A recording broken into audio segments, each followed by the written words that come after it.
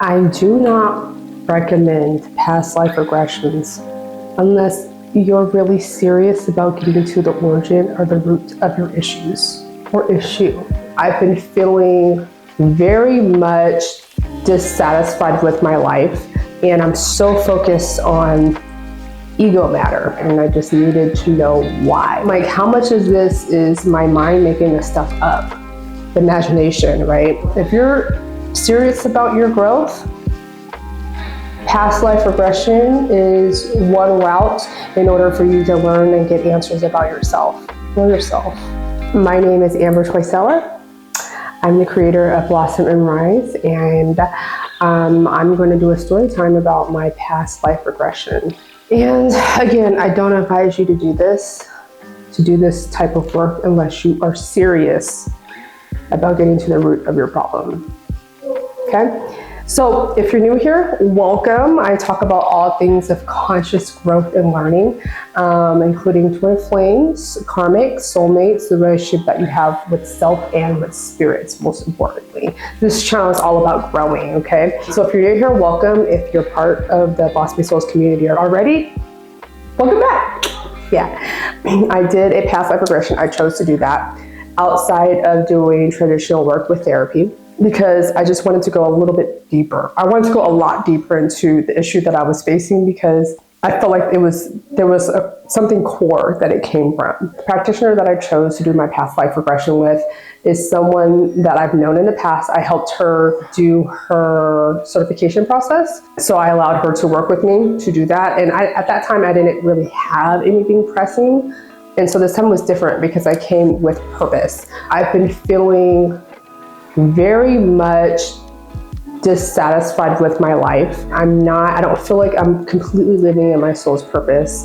And I'm so focused on ego matter, finances, working, doing too much. I'm very guilty of doing too much. And the work that I do, the majority of the work that I do is administrative work in a psychiatric hospital, nothing fancy at all. In fact, it's like soul sucking. It's not challenging, and it doesn't do anything for me. Whereas my spiritual business, Blossom and Rise, in my private practice, Healing with Amber, I'm pretty sure I'm getting ready to merge the two. So it'll be psycho-spiritual treatment. I'm really excited about that. That's to come. So I've been feeling extremely dissatisfied, and I just needed to know why. Like, why? So I met with her. It was like almost a 4-hour session. We talked for like an hour, and I was really honest, and in fact that included the fact that I felt skeptical about the whole process, because I'm like, how much of this is my mind making this stuff up? The imagination, right? And so we talked about that a little bit, and so I felt ready. So she calmed me down, she got me into the space that I needed to be. And I need to make I can't snap my fingers, a transcript of the recorded session, because it's like almost 4 hours. It's a lot, right, to write out. But what I do remember very vividly is coming to a place where it was dark, but I wasn't afraid. And all of a sudden I saw like this cylinder of light, of like white and gold and green, and just glistening. And it was a cylinder of light. And I just felt like I needed to stand in it. And so when I stood in it, I felt this energy, it enveloped me. And I could just feel it over-encompassing me. So she's asking me what's going on. I'm like, I'm recalibrating my energy. It's like recalibrating my energy. What? So like I'm very aware of things that are coming up, but it's not this conscious mind that's saying it, right? So she gives me the allotted time to do the healing, to recalibrate that I need to do, and then we move on. And I'm gonna skip to the most important part. So with me feeling dissatisfied with life or whatnot, she brought me to this life where I was a boy, and I was sitting at a pond and I was crying. And that was the day that my mother died. And I wanna say I was like 6 years old. And it was from that point on, I knew that I was gonna be by myself, because my father, my understanding from how he behaved around me is that he didn't really want me around. I felt like he blamed me for my mother's passing, and so I didn't have a relationship with my father, and I was the only child. And so as I grew up, I felt an extreme desire to be wealthy so I could provide for my family, so I can do anything I wanted to do. I felt that extreme drive. So I amassed all this money. So fast forward to the scene of right before I pass, I transition to spirit. I'm older, I'm alone. I don't have any family with me. The only people that are with me in my home is people that I've hired, staff that are with me. She brings me to the moment of transition where my mother meets me. And my mother takes my hand and she says, I have to show you something. So she takes me back in time to when my parents found out that they were pregnant with me, and they were both excited, ecstatic that they were going to be parents. So there was a time in my life that my father did love me. And it wasn't that he didn't love me, is that he was so grief-stricken when my mother passed that he could not give me the time and attention and love that I really needed because he was suffering, right? And so I'm like, wow, my father really did love me. Okay, cool. And so then the practitioner's like, okay, is there anything else? Is there anyone else that you want to talk to? And I said, I was like, I don't think so. Oh, yeah. So then I talked about the doctor that was visiting my mother, my wife, my 3 kids, and each person had a profound role in my life and in this life. With my first child, so me and my wife were married, but we were not together. So we lived in the house, but totally separated because I neglected my family. I chose money over my love for my family. And in my mind, I felt like I had to, because I had to be the provider. I had to provide it for my family when I just really neglected them. And I had really bad business ethics. I was not a great business person, but I made a lot of money. At the end of the day, like, you cannot take money with you, okay? It's only an earth thing, in lack of a better word. And so my first child, I was a part of their life because that's when I was starting to get my business together. So she had a relationship with me, but I ended up abandoning her. And then I had 2 other children that I just neglected. I didn't even bond with them because I was so focused on work. So their mother, they would come around for their mother, but when their mother died, that was it. My kids didn't come around, they didn't call me, they didn't do anything. And so then she asked me, okay, do you recognize the energy from anyone, from your mother? Like, do you recognize that energy? And immediately I said, yes, that's my grandmother in this life. And I just started crying. And so I knew it was real, because when I work with mediumship, when I can elicit emotion from the message, then I know I've made that connection. And so I made that connection, right, within myself.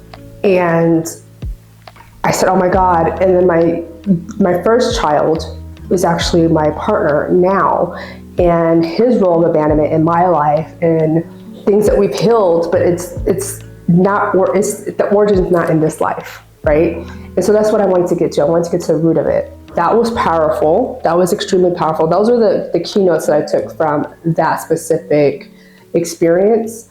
And then we went on to, she asked me to explore where I come from. And I said, well, I look like I'm blue. I feel like my skin is blue. I feel like I look humanoid-ish, but my head is bigger. And I feel like I'm Octarian. From Octaris. There we go. And I said, I feel like my mission is to care for others and help to bring enlightenment in the world, right? And I 100% thought that was true. So it wasn't until I did some detective work afterwards that I found out that the Octarians are actually like the most spiritually advanced ET race that there is in the universe. They're highly evolved spiritual beings. They don't have to have a body, but when they do have a body form, they show up with a bluish type layer of skin, and their heads are bigger. And their purpose is to teach higher consciousness, to help people wake up. And I'm like, that's exactly what Blossom and Rise is about. That's exactly what I'm doing. And when I read that they have placements in Uranus and Aquarius, my mouth just dropped. I said, oh my gosh, really? They gave me a message about how I'm always seeking one instead of the one. So when they talk about the one, they're talking about a collective group. Okay, instead of me focusing on myself and me looking at what I can accomplish, what I've done, when it's not true. I'm not alone. I'm being supported. I'm being helped by the one. And so that was really profound too. And it helped me look at, okay, this is a pattern that my soul is still working through, even in this life, because it became a really serious problem in my relationship, how much I work and my focus on things that aren't really important. And so that led to me feeling extremely dissatisfied with life because I didn't feel like I was living in my soul's purpose. And so, like I said, do not do past life regressions if you are not ready to access real answers and access truth about who you truly are, okay? Who you truly are. I don't recommend it. I don't recommend it because it's that powerful. And so this is something that I've been processing and integrating it back into my life, into the here and now. And it takes work, you know what I mean? But it makes sense. And I'm someone that things have to make sense for me to understand it, for it to make sense. It needs to make sense. And so as I learn, I'm gonna share with you too about there's different routes of healing. There's different routes of growth. No one way is the right way. It's just whatever feels like truth to you, to your soul, to your higher self. How do you connect with spirit? These are all important questions that we should be asking ourselves. Like, question the status quo. Don't just go along with it.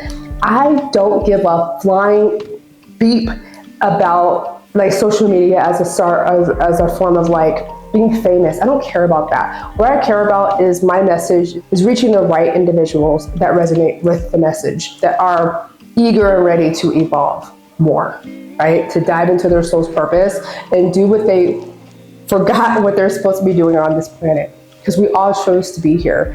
I mean, just recently I'm like, why did I choose this? I don't like, this place is hell. Okay, if there was ever a hell, this is hell. It's a heavy environment. There's a lot of darkness on earth. It's difficult. And then I have to forget I'm not alone, you know, like I'm a light bringer. I'm here to help and I'm not alone. The one is with me as well as it is with you. So if you're serious about your growth, past life regression is one route in order for you to learn and get answers about yourself. Know yourself. Mediumship, plant medicine, hypnosis, that's more like the subconscious level. It's not soul level though. Hypnosis is not. But yeah. So let me know what you guys think about this video. I know it's something totally different that I normally don't do, but I feel like it's only right to share what I find as profound and in depth, and anything that grows the soul, I'm gonna share. I'm devoting one video a week to be consistent. Aquarius says it's hard. Speaking for myself, to be consistent, so I'm trying. I'm really trying hard. I'm hoping that you're not getting any feedback from the background. If you are, I apologize. Watch Star Trek in the background in the living room. I'm in the office. But anyways, I digress. I will see you for the next video next week. If you like this content, please like, subscribe, share, comment, tell me what you think about it. I'm here. I love communicating with you guys, and I plan to do it more frequently. So I'll see you soon.